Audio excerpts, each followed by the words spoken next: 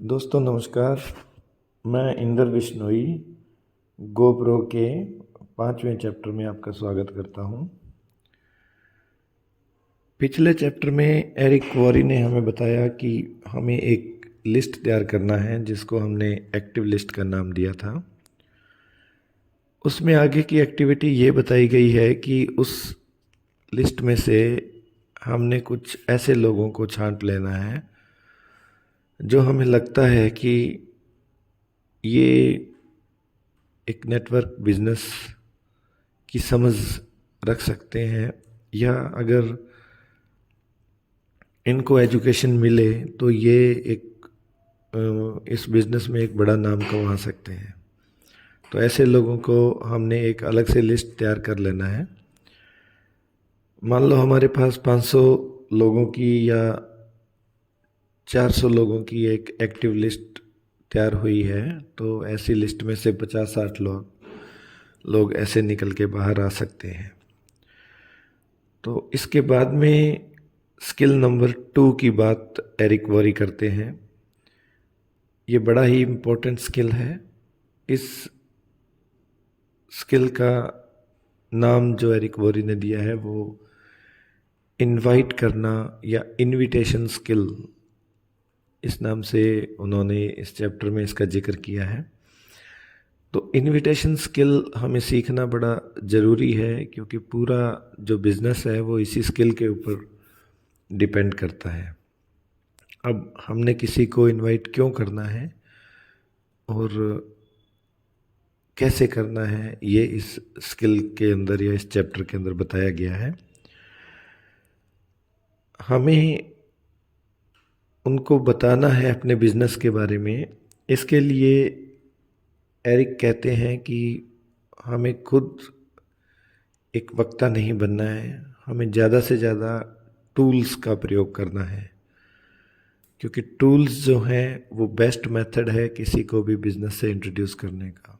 अगर हम बताएंगे तो पहली बात तो है कि हम उतना परफेक्टली नहीं बता पाएंगे, और दूसरा ये है कि हमारे पर सामने वाला उतना अच्छा विश्वास नहीं करेगा जितना अच्छा टूल्स पर विश्वास करता है। तो टूल्स में जैसे एरिक ने बताया कि हम कई तरह की चीज़ें यूज़ कर सकते हैं। जैसे हम उनको कोई वीडियो दिखा सकते हैं, सीडी उन्हें दे सकते हैं, जूम की मीटिंग के ऊपर उनको इनवाइट कर सकते हैं, या कोई सेमिनार दिखा सकते हैं, कंपनी की साइट दिखा सकते हैं, या कोई इवेंट अगर हमारे पास में कोई हो रहा हो तो उसके लिए हम उन्हें इनवाइट कर सकते हैं। तो इन सबको की लिस्ट देने के बाद में एरिक कहते हैं कि सबसे पहले हमें इंट्रोडक्शन एक वीडियो से शुरू करना चाहिए। वीडियो से प्रोस्पेक्टस को थोड़ा सा नॉलेज हो जाता है अपने बिजनेस के बारे में, और बाद में हमें उसे किसी इवेंट पे बुलाना चाहिए, ताकि ये तरीका जो है वो ज़्यादा कारगर सिद्ध होता है। तो अब एरिक जो इसमें आगे बताने वाले हैं कि कैसे हमने इनविटेशन को कंप्लीट।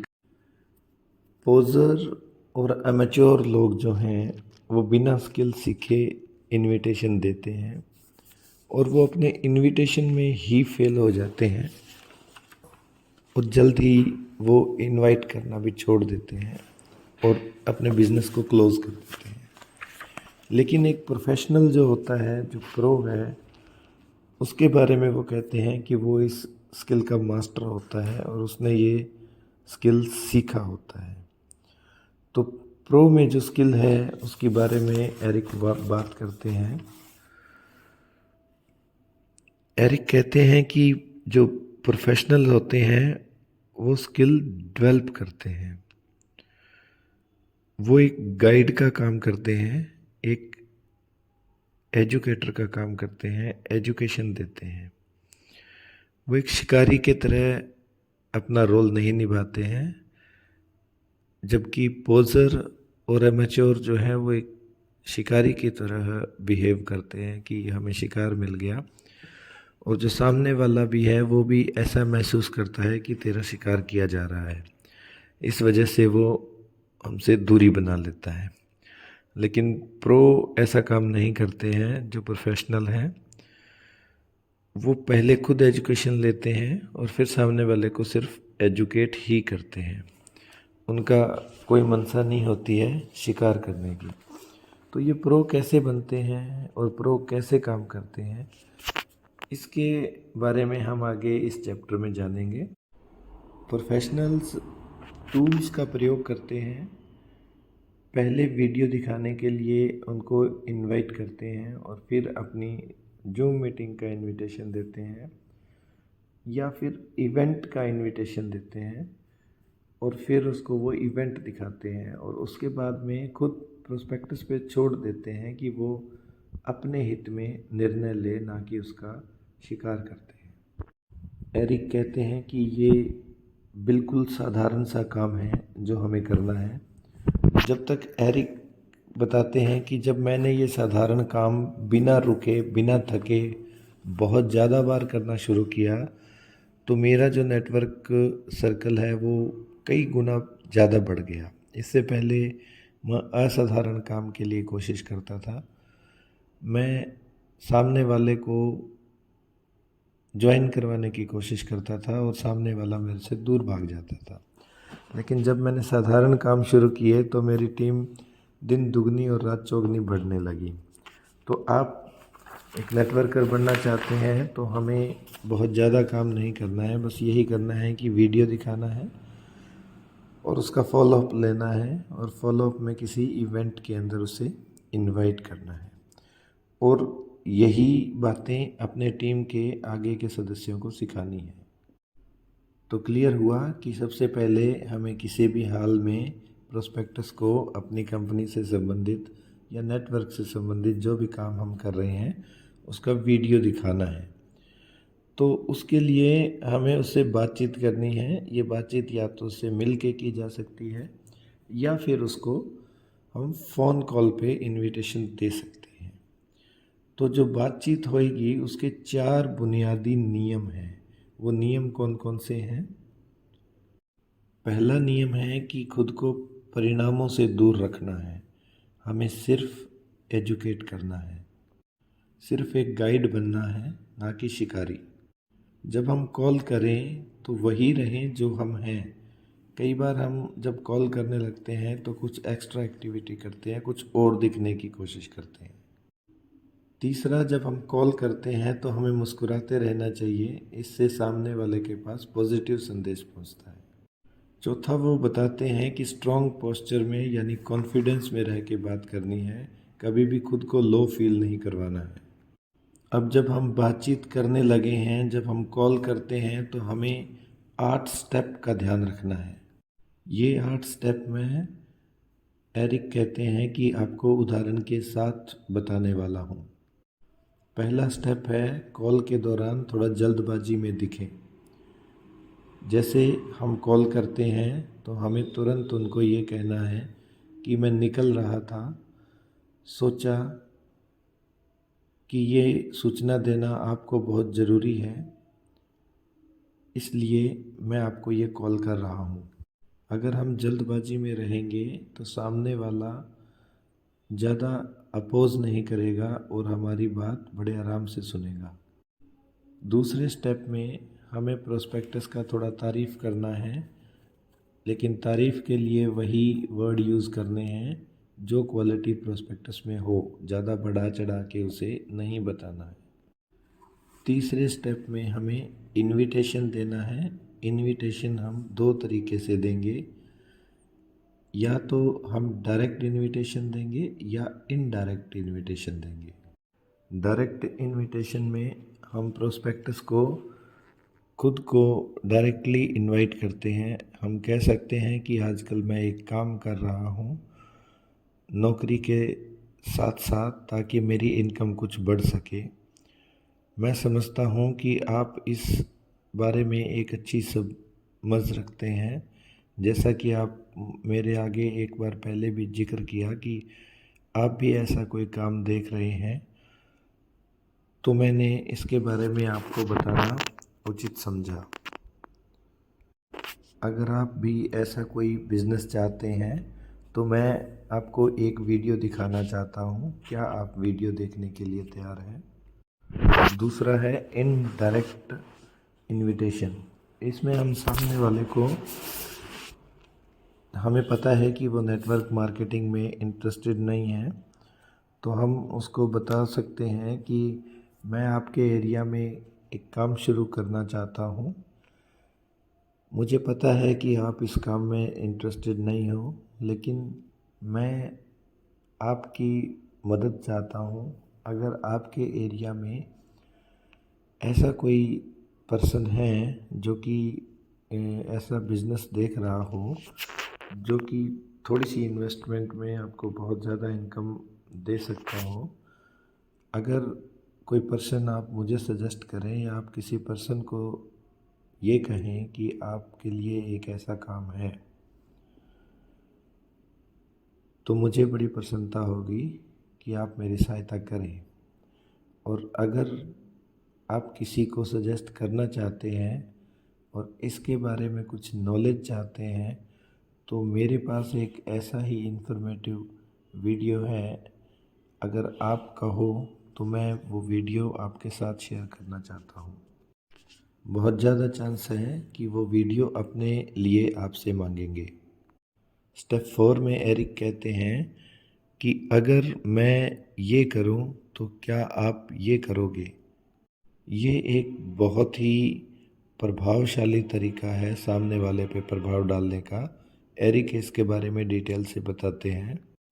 एरिक कहते हैं कि हमें कहना है कि अगर मैं आपको एक वीडियो सेंड करूं तो क्या आप देखोगे, या मैं आपको जूम मीटिंग में बुलाऊं तो क्या आप आओगे, या मैं किसी इनविटेशन दूं किसी इवेंट का तो क्या आप वहां पहुंच पाओगे। एरिक कहते हैं कि सामने वाला आपको पॉजिटिव रिप्लाई देगा, बहुत ज़्यादा चांसेस हैं। इससे दो तीन बातें क्लियर होती हैं कि एक तो सामने वाला आपको सकारात्मक प्रतिक्रिया देगा, दूसरा आप भीख नहीं मांग रहे हो, आप उससे बराबरी की बात कर रहे हो कि अगर मैं ऐसा करूं तो क्या आप ऐसा करोगे। ये एक सॉलिड प्रस्ताव है जो हम सामने वाले के पास रख रहे हैं कि अगर आप करोगे तो ही मैं आपको सेंड करूँगा। इससे आप अपनी वीडियो की वैल्यू और ज़्यादा बढ़ा देते हैं। बातचीत के 5वें स्टेप में अगर कोई सामने वाला हमारे से डायरेक्ट इन्फॉर्मेशन मांगता है, ये ज़्यादा जानकारी चाहता है, तो उसमें हम उसे मना कर देंगे और कहेंगे कि इसके बारे में आपको ज़्यादा जानकारी वीडियो से ही मिल पाएगी। या जैसा कि हम पहले बता चुके हैं कि मैं इस वक्त थोड़ा जल्दी में हूँ, जो मेरा काम है वो आप मेरे द्वारा दिया गया वीडियो ज़्यादा अच्छे से हल करेगा। छठे स्टेप में हम सामने वाले से कंफर्मेशन लेंगे समय की। अगर सामने वाला वीडियो सुनने की हाँ कर लेता है तो उसके बाद में हम उससे समय पूछेंगे कि आपको क्या लगता है कि आप कब तक ये वीडियो देख लेंगे। मान लो वो कहता है कि मैं मंगलवार तक ये वीडियो देख लूँगा, तो ऐसी स्थिति में भी हमें उसे वीडियो सेंड नहीं करना है। अभी सामने वाला हमें 2 बार यस कह चुका है। एक बार वो हमें वीडियो सुनने की यस कह चुका है, दूसरी बार उसने समय की कंफर्मेशन दी है। हम उससे भी एक बार और पूछेंगे कि क्या आप पक्का मंगलवार तक ये वीडियो सुन लेंगे। अगर वो हाँ कहे तभी हम नेक्स्ट स्टेप लेंगे, वरना हम उसे वीडियो सेंड करने से मना कर देंगे। इससे आगे 7वें स्टेप में हम उनसे नेक्स्ट कॉल की परमिशन लेंगे। हम उनसे पूछ सकते हैं कि अगली बार मैं आपको कब कॉल करूं, कॉल करने के लिए क्या आपका यही नंबर सही रहेगा या मैं किसी और नंबर पे कॉल करूं। इससे वो बड़ी इजीली हमें नेक्स्ट टाइम के लिए कॉल के लिए टाइम देगा और अपना नंबर कंफर्म करेगा। इससे हमें जो मीटिंग मिलेगी वो मीटिंग हमारी रखी हुई नहीं, वो सामने वाले की इच्छा पर रखी हुई मीटिंग होगी। इतने से हम अपनी कॉल में सक्सेसफुल रहते हैं। 8वां स्टेप है कि हमें तुरंत कॉल को डिस्कनेक्ट करना है, क्योंकि हम पहले ही उसे जल्दबाजी दिखा चुके हैं कि मैं जल्दबाजी में हूँ। वरना जो पोजर्स होते हैं वो इनविटेशन के बाद में लंबी चौड़ी बातचीत करके अपनी इनविटेशन को कैंसिल करवा लेते हैं। तो हमें तुरंत यहाँ पे अपनी कॉल को डिस्कनेक्ट कर देना है। एरिक कहते हैं कि अगर हम सभी स्किल को यूज़ करें तो 3 या 4 मिनट में हमारी कॉल ख़त्म हो जाती है। अब वो एग्ज़ाम्पल देकर हमें बता रहे हैं कि हम कैसे बात कर सकते हैं। एरिक कहते हैं कि मान लीजिए हम किसी ऐसे आदमी से बात कर रहे हैं जिसको अपनी नौकरी थोड़ी कम पसंद है और वो किसी नए बिज़नेस की तलाश में है।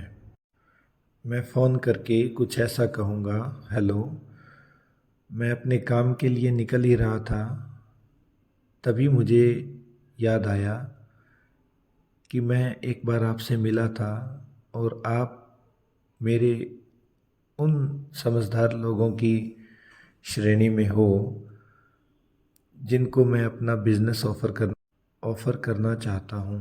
मुझे याद है कि जब हम मिले थे तो आपने जिक्र किया था कि मैं नौकरी के साथ कोई ऐसा काम करना चाहता हूँ जो जल्द ही नौकरी से मेरी डिपेंडेंसी ख़त्म करे। मैं आजकल एक ऐसा काम कर रहा हूँ। अगर आप सच कह रहे थे और वो कोई मजाक नहीं था तो मैं आपको इस कार्य के बारे में इन्फॉर्मेशन रखने वाला एक वीडियो शेयर करना चाहता हूँ। ये स्टेप 4 है कि अगर मैं आपको वीडियो सेंड करूँ तो क्या आप वीडियो को देखने के लिए टाइम निकाल पाएंगे? अब सामने वाला आपको फ़ोन पे ही बताने के लिए कहेगा तो हम कह सकते हैं कि नहीं, अभी तो मेरे पास इतना समय नहीं है, जैसा कि मैं आपको पहले ही बता चुका हूँ। लेकिन जो वीडियो मैं आपको सेंड करूँगा उसके अंदर आपको इन सारी बातों के रिप्लाई मिल जाएंगे। अगर मैं आपको ये वीडियो देता हूँ तो आपको क्या लगता है आप कब तक उस वीडियो को देख पाओगे? अगर सामने वाला आपको निश्चित समय नहीं बता पाता है तो आप कहें तो माफ़ कीजिएगा, मैं आपका समय बर्बाद नहीं करना चाहता।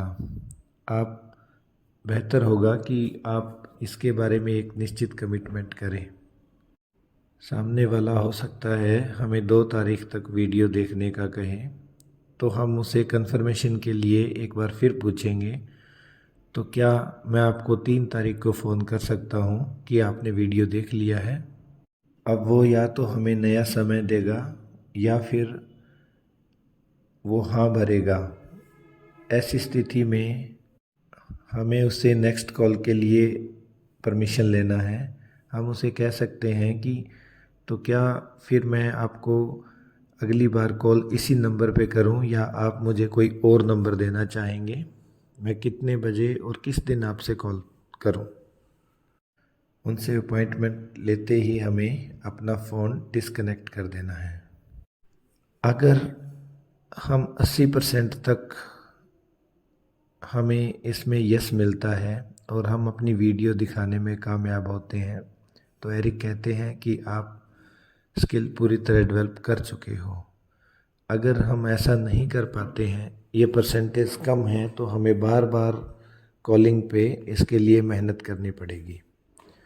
तो ये इनविटेशन का जो स्किल एरिक ने हमें सिखाया ये बड़ा ही मज़ेदार है। हम सब लोगों को ये सीखना चाहिए और हमें इसकी बार बार प्रैक्टिस करनी चाहिए। तो जैसे कि मैंने इसके नोट्स तैयार किए हैं, प्लीज़ आप लोग भी इसके नोट्स तैयार करें और अपनी टीम में आगे सर्कुलेट करें। Thank you so much. मिलते हैं नेक्स्ट चैप्टर के साथ जल्द ही।